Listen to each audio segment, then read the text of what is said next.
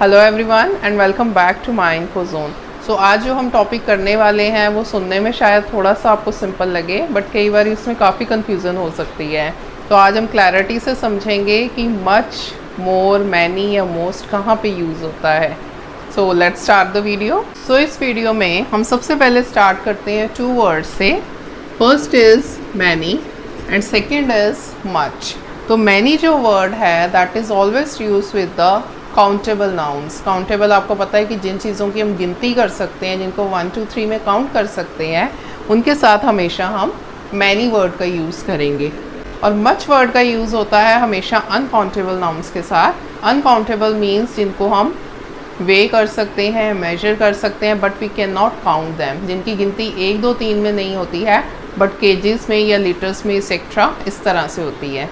इन दोनों के एग्जाम्पल्स हम आगे देख लेते हैं। So these are some of the examples. Many use होगा काउंटेबल नाउन्स के साथ, मच यूज़ होगा अनकाउंटेबल नाउन्स के साथ। So I have dash books in my library. अब ये जो बुक्स है हम काउंट कर सकते हैं। बुक्स 1 है, 2 है, 3 है, 10 बुक्स हैं। तो इनके साथ आप सोचिए क्या आना चाहिए। Yes, the correct option is many. I have many books in my library. Next example, do you have dash time left. अब टाइम जो है हम काउंट नहीं कर सकते हैं, 1 time, 2 time, 3 time, this is incorrect. Time को हमेशा हम आवर्स या मिनट्स इस हिसाब से उसकी ड्यूरेशन को मेजर कर सकते हैं। सो टाइम इज़ अनकाउंटेबल नाउन। और आप सोचिए कि अनकाउंटेबल नाउन के साथ क्या आना चाहिए। Yes, the option is much.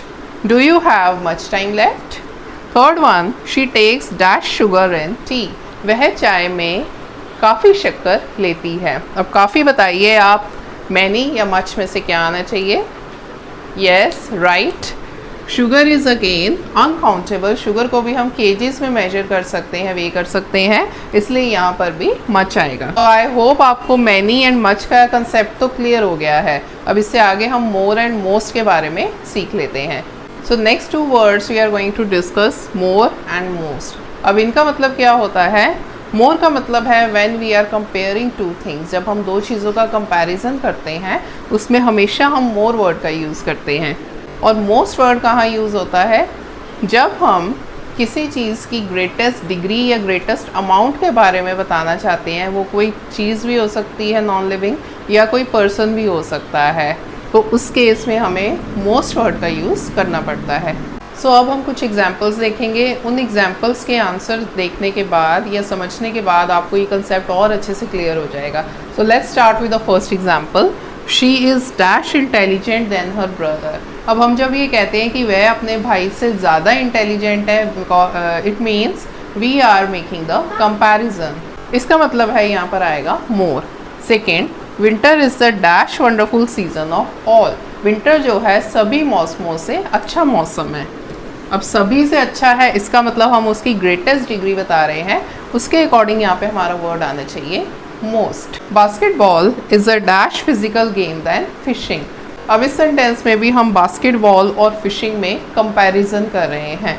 So comparison means we have to use the word more. So I hope आज जो हमने डिस्कशन मैनी, मच, मोर और मोस्ट पर की है और कुछ एग्जाम्पल्स भी देखे हैं, उसके बाद आपको ये कंसेप्ट बिल्कुल क्लियर हो गया होगा। उसके बाद भी अगर आपको लगे कि कहीं पे कोई कन्फ्यूज़न है या आपको कुछ पूछना है, then please feel free to comment me.